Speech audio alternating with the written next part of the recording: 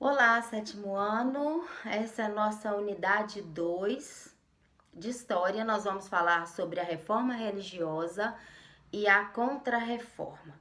Antes de nós começarmos, eu gostaria de fazer 3 perguntas para vocês e que vocês pensassem nessas questões para a gente discutir depois essas questões em um chat online.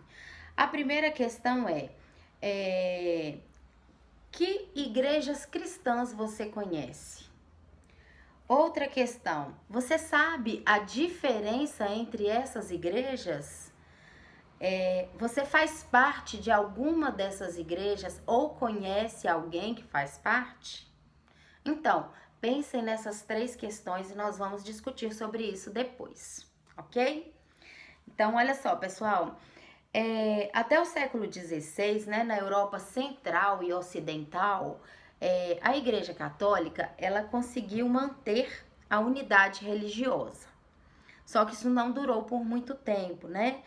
Então, e aí após esse período, né, que a Igreja conseguia manter essa unidade religiosa, surgiu a ideia da reforma religiosa. Então, essa ideia, né, ela aconteceu em virtude de vários fatores. E o principal deles, esses fatores, né, alguns deles estão aqui no quadro que eu vou falar para vocês agora. Olha só, um dos fatores, a perda do prestígio da Igreja Católica, né? Essa reforma, ela aconteceu em virtude disso que está aqui, né? A perda do prestígio da Igreja Católica, os movimentos de perseguição e punição por parte da Igreja. Vocês sabem que lá no finalzinho da Idade Média, que algumas mulheres elas foram até perseguidas, né? Elas foram acusadas pela Igreja de bruxaria. Então, é sobre essa perseguição, as formas de punição que existiam, né? Então, sobre isso aí que tá falando aqui nesses movimentos. E o aumento do poder dos reis. Você sabe que na transição do feudalismo para o capitalismo, os reis eles começaram a ter o poder de volta nas mãos deles, né? Que até então esse poder estava concentrado mais na mão de um senhor feudal do que do próprio rei. Então, olha só, pessoal, e essa reforma, né, ela foi considerada um dos mais importantes movimentos religiosos dentro do cristianismo. A sua principal consequência, né, a consequência dessa reforma, ela causou a ruptura da unidade da igreja cristã, que era a igreja católica, né, e de um lado, onde tinha de um lado a Igreja Católica, do outro lado outras igrejas cristãs que começaram a surgir, como a Igreja Calvinista, a Igreja Luterana e a Igreja Anglicana. Então nós vamos falar sobre cada uma dessas igrejas daqui a pouquinho, tá? Sobre as origens da reforma religiosa. Pessoal, eu gostaria de pedir vocês que marcassem aqui, ó, no primeiro parágrafo, né, esses fatores que levaram essa reforma, que levaram a Igreja Católica a ter essa reforma, a acontecer essa reforma na Igreja Católica, ok? Tá lá no primeiro parágrafo. Marquem lá, por favor. E a reforma religiosa, ela foi o resultado, né, de um processo que levantou os questionamentos acerca do alto clero, questionamentos que envolvia o alto clero, né? E também de algumas atitudes que foram tomadas pela Igreja Católica, que foi a cobrança de indulgências, né? E a venda de relíquias. Isso também sobre essa cobrança de indulgências, o que era isso, a venda de relíquias, nós vamos falar um pouquinho aqui mais para frente. Então, olha só, a crise interna na Igreja Católica, como tudo começou, né? Então, os valores que inspiravam a igreja, né, durante a Idade Média, eles começaram a perder a validade, a perder a credibilidade, em virtude de que alguns papas viviam lá no século XIV em volta de muito luxo, né? Eles viviam assim em uma situação muito extremamente confortável e por outro lado, né, eles tinham esse luxo excessivo e por outro lado a população estava passando fome. Então, luxo por um lado e a necessidade, né, da população no outro lado, de outro lado. E outra coisa, além do nepotismo que acontecia dentro da Igreja Católica. O nepotismo é o favorecimento de cargos dentro de uma organização, dentro de uma empresa, né? Dentro de, por exemplo, dentro de um governo. Então, esse nepotismo é o ato de favorecer um parente de uma pessoa que esteja governando, né? Então, no caso do nepotismo dentro da Igreja Católica, ele aconteceu da seguinte maneira. Então, olha só, pessoal, os cargos, né? Os cargos eclesiásticos, eles eram destinados a parentes aí dos bispos, né? Dos papas. Então, e todos eles ostentavam essas riquezas, né? Enquanto a população não tinha nem o mínimo para sobreviver. Então, pessoal, para ampliar o poder econômico, a Igreja Católica também passou a negociar esses cargos. Ela passou a vender os cargos eclesiásticos. Então, esses cargos, né, somente as pessoas que tinham condições compravam esses cargos dentro da igreja. E sem exigir que ela vendia os cargos, mas também, por outro lado, não exigia que as pessoas tivessem preparadas para poder assumir esse cargo, né? Não exigia que essas pessoas, que elas estivessem ligadas ao cristianismo. Então, pessoal, além disso, né, os papas e funcionários e seus funcionários, eles deviam servir como guias espirituais para as pessoas, né, para os seus seguidores. Eles não estavam interessados em fazer isso, em servir como guias espirituais. Eles estavam interessados em outras questões políticas, como, por exemplo, cumprir meramente o atributo das suas funções. Então, assim, estavam fazendo tudo tudo que era da obrigação deles, eles estavam fazendo de qualquer jeito, né? E não estavam cumprindo com a sua obrigação. Então, eles estavam preocupados com outros detalhes envolvendo política, envolvendo a monarquia, né? Então, eles monitoravam e autorizavam até a escolha dos príncipes e dos reis. Até nisso eles interferiram. Então, o foco, né, desses papas e seus funcionários não era espiritual. Isso não era o foco, aliás, a questão espiritual, ela não era uma prioridade para o clero. Então, pessoal, no ano de 1517, o Papa Leão X decidiu, olha só, decidiu erguer a Basílica de São Pedro e cobrar despesas utilizando a venda de indulgências. Elas consistiam em um mecanismo pelo qual o Papa dava ao crente um documento, graça e perdão de seus pecados em troca. O católico pagava, né, uma quantia em dinheiro. Então, assim que funcionava a venda de indulgências. Olha só, a pessoa cometia os pecados, né? Eles cometiam os pecados e tudo. E aí, quando eles iam confessar os seus pecados, a Igreja Católica exigia em dinheiro, que eles pagassem em dinheiro, né, pelo perdão de seus pecados. Tinha casos, pensa bem, tinha casos que as pessoas pagavam adiantado, até pelo pecado que elas iriam cometer, nessa questão da venda de indulgências, né? Então,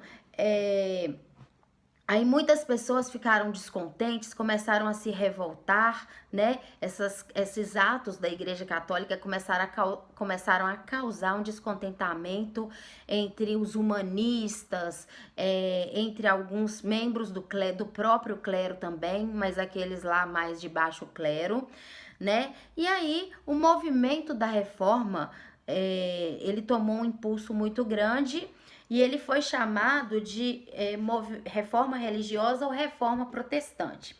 O protestante é aquele grupo de cristãos, né, que se separaram da Igreja Católica durante a Reforma. Então eles eram chamados de protestantes. As pessoas que foram para outra religião durante esse período aí da Reforma. E esse movimento, ele foi iniciado por Martinho Lutero entre os anos de 1483 e 1546, né? Foi o ano que ele morreu. Então, olha só, um monge agostiniano que, influenciado pelas ideias de São Paulo, São Agostinho e Erasmo de Roterdã, questionava as ações da Igreja Católica.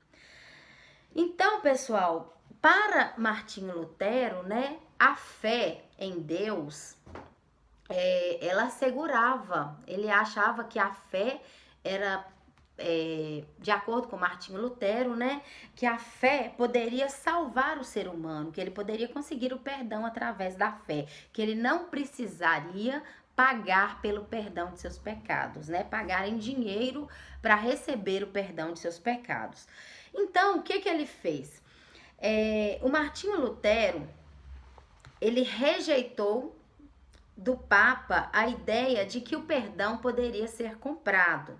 Então, ele ficou muito revoltado com isso e, para tornar pública a sua oposição contra a Igreja Católica, né, ele tomou uma atitude e escreveu aí 95 teses, 95 itens, né, contra a Igreja Católica.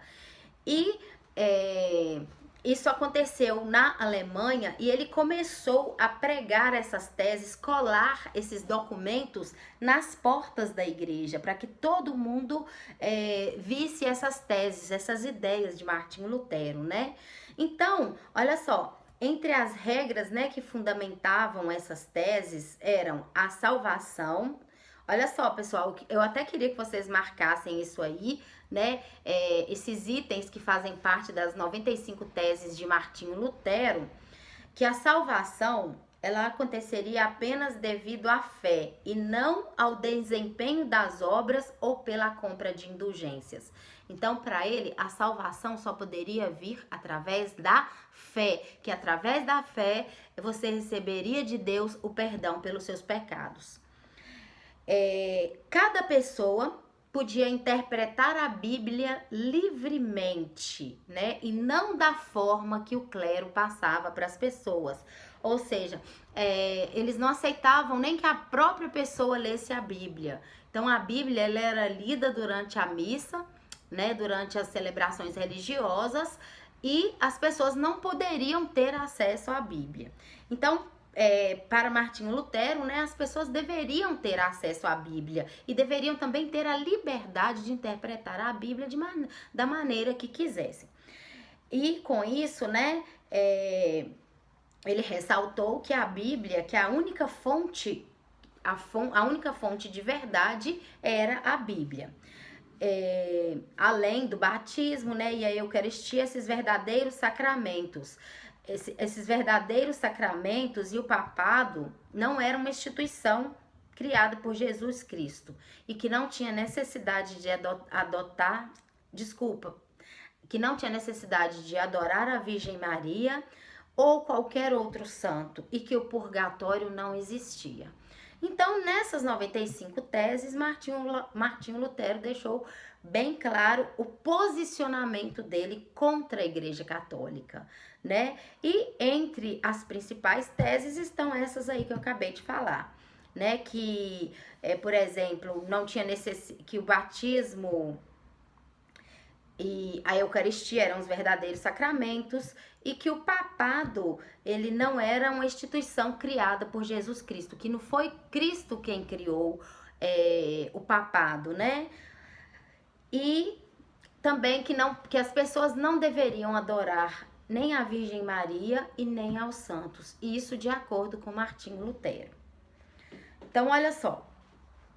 Em suas teses, né, Martinho Lutero defendeu a fé cristã como um elemento essencial da religião e se opôs do modo como a Igreja Católica conduzia o pensamento e as ações durante a Idade Média. Então, pessoal, tem um é verdade aqui e tá perguntando assim, ó. Além da cobrança, tá falando, né, sobre a cobrança da venda de indulgências. Além da cobrança das indulgências, a Igreja Católica também comercializava artigos religiosos chamados relíquias, né, que nós falamos sobre isso lá no início. Chamados de relíquias, que eram objetos comuns, mas considerados sagrados. Lascas de ossos de santos, palha da manjedoura de Jesus, onde Jesus nasceu, espinho da coroa que Jesus Cristo usava quando foi crucificado, gotas do leite materno de Maria, que amamentava Jesus, que amamentava o menino Jesus, né? Então, olha só,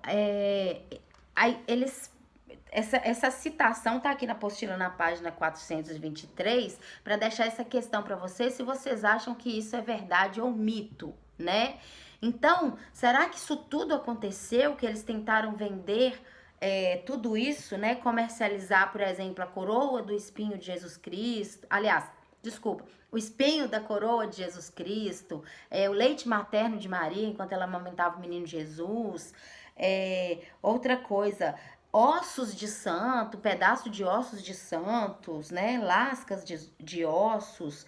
Tipo assim, esses objetos comuns, eles eram considerados sagrados e a igreja vendia isso para as pessoas. Então, pessoal, se você está se questionando aí se isso aí é verdade ou mito, pasmem, é verdade. Então, vamos falar um pouquinho agora sobre a biografia de Martinho Lutero. Então, Martinho Lutero, ele pertenceu à ordem dos monges agostinianos e foi ordenado sacerdote em 1507. Tornou-se professor de teologia na Universidade de Wittenberg, na Alemanha, né? Onde se dedicou a estudar a Bíblia. Seus posicionamentos críticos em relação à igreja tiveram início quando ele visitou Roma no ano de 1512, porque lá ele observou a riqueza e a corrupção do papado e das autoridades eclesiásticas. Vivenciou a venda de indulgências e o uso do dinheiro arrecadado para financiar a construção da Basílica de São Pedro, onde hoje é a sede da Igreja Católica de Roma. A prática da venda de indulgências causou indignação em Martinho Lutero. Então, esse era Martinho Lutero, né?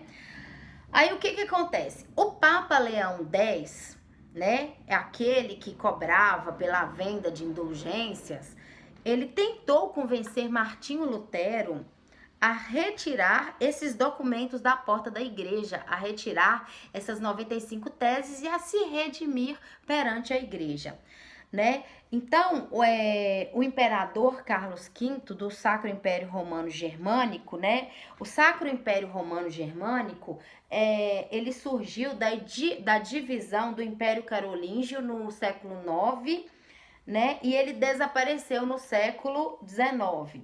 Então, esse Sacro Império Romano Germânico, ele abrangeu partes dos atuais estados hoje da Alemanha, da Suíça, da Eslováquia, da Áustria, da Holanda e outros locais também. Então, todo esse grupo de países faziam parte do Sacro Império Romano Germânico. Então, quando vocês estudarem história, lá na Primeira Guerra Mundial, vocês vão saber qual que era o peso, né, desse Sacro Império Romano Germânico. Então, olha só, o Carlos V, né, que era o imperador católico aí do Sacro Império, ele convocou uma assembleia que chamava Dieta de Worms, né, na qual ele queria convencer Martinho Lutero a se retratar, mas ele não quis se retratar. Ele foi condenado, né, como herege, como pecador, Martinho Lutero. Eles não aceitaram as ideias dele, e aí ele acabou sendo condenado aí como herege. O herege é uma pessoa que não crê na fé católica, né?